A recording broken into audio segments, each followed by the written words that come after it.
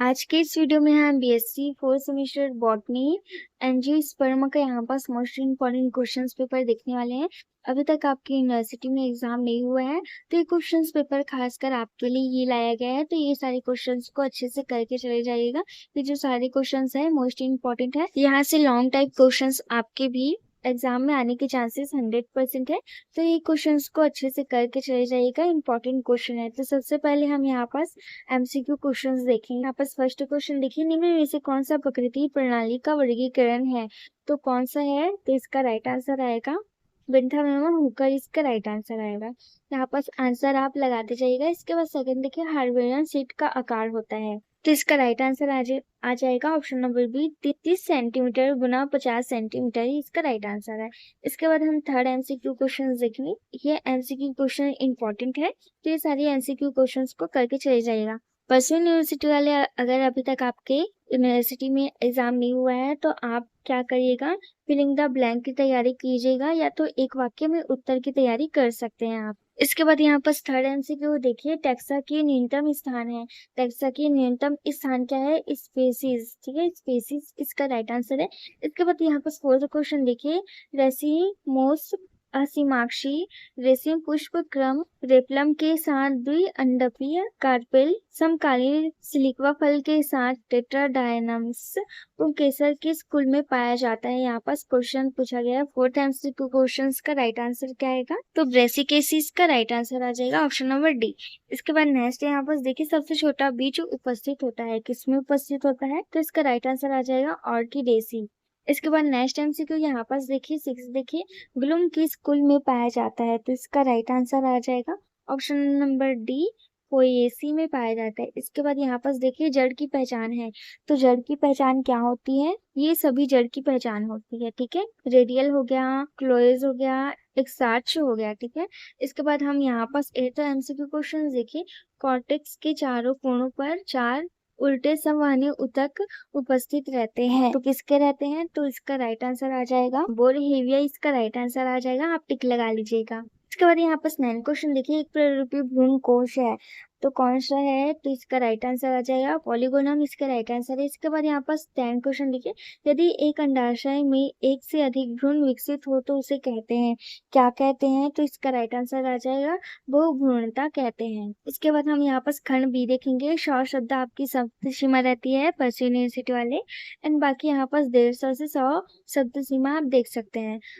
अगर आप परसों के अलावा और किसी भी यूनिवर्सिटी की स्टूडेंट है तो ये क्वेश्चन पेपर आपके लिए भी इम्पोर्टेंट है। तो यहाँ पर फर्स्ट क्वेश्चन देखिए, कई वंशावली वर्गीकरण प्रणाली का वर्णन कीजिए। यहाँ पर बोला क्या है? फर्स्ट यूनिट से क्वेश्चन है, शॉर्ट टाइप का क्वेश्चन है। इसके बाद सेकंड देखिए, मालवेसी कुल के किन्हीं 2 सदस्य के नाम लिखिए। यहाँ पर बोला क्या है? तो मालवेसी कुल में कौन कौन से सदस्य आते हैं, सदस्य के फूल आते हैं, उसको आपको याद रखना पड़ेगा। ऐसे याद करके जाइएगा, या आपके एमसीक्यू क्वेश्चन टाइप में भी पूछा जा सकता है।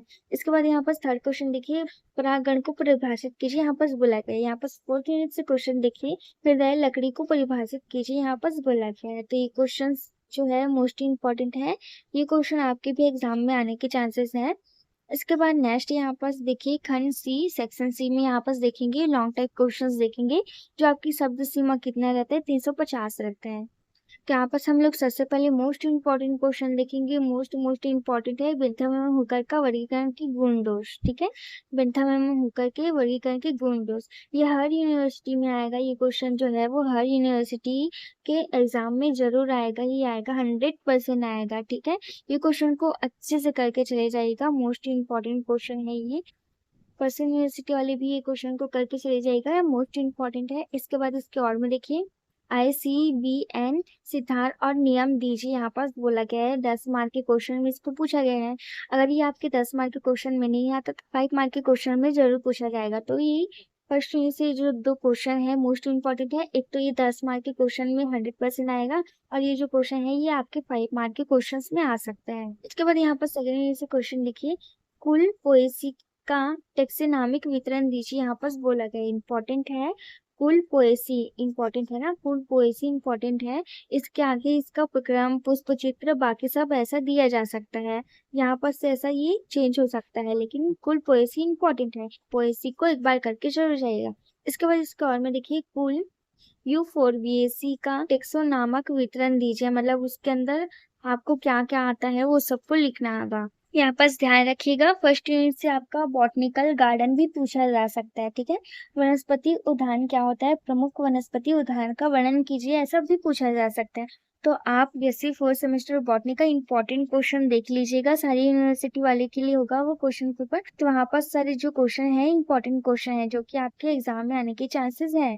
इसके बाद हम सेकेंड यूनिट की बात कर रहे थे, तो यहाँ पास कुल पोएसी दिया गया है, यहाँ पास कुल पोएसी दिया गया है, कुल U4BAC यहाँ पास दिया गया है। तो यहाँ पास और क्या देख सकते हैं, क्रूसीफेसी दे सकते हैं, मालवेशिया भी दिया जा सकता है, हिबिस्कस भी दिया जा सकता है। तो ये जो सारा जो मैंने बोला वो इम्पोर्टेंट है। और ये सब क्या आपको क्या लिखना रहता है, तो विशेष लक्षण लिखना रहता है, जैसे उसका वितरण है, स्वभाव है, जड़, तना, पत्ती, पुष्प है, पुष्प क्रम है, बाह्यदल है, दलपुंज है, पुंकेसर है, जयांक है, फल है। फिर उसके बाद आपको पुष्प सूत्र भी लिखना रहता है और इसमें आपको इसका फ्लोरल डायग्राम आपको बनाना रहता है, आपकी गाइड में दिया होगा। एंड ये क्वेश्चन की जगह आपको क्या पूछा जाता है, कुल पोएसी के सामान्य लक्षण, पुष्प संरचना, पुष्प सूत्र, आर्थिक महत्व, ऐसा लिखे करके पूछा जा सकता है। इसके बाद हम थर्ड यूनिट की बात करेंगे, एक बीजपत्री जड़ एवं एक पृष्ठ में नामांकित चित्र बनाइए, वर्णन आवश्यकता नहीं है।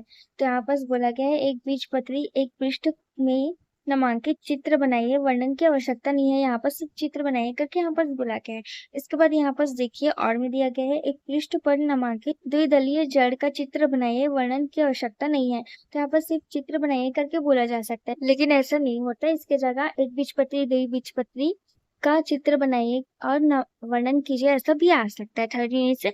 तो मैंने बोला आपको, तो आप सबसे पहले क्या कीजिएगा, बीएससी फोर्थ सेमेस्टर के मॉडल पेपर को एक बार अच्छे से देख के चले जाइएगा, वहां पास मोस्ट इंपॉर्टेंट क्वेश्चन आपको मिल जाएगा, लिंक आपको डिस्क्रिप्शन में मिल जाएगा।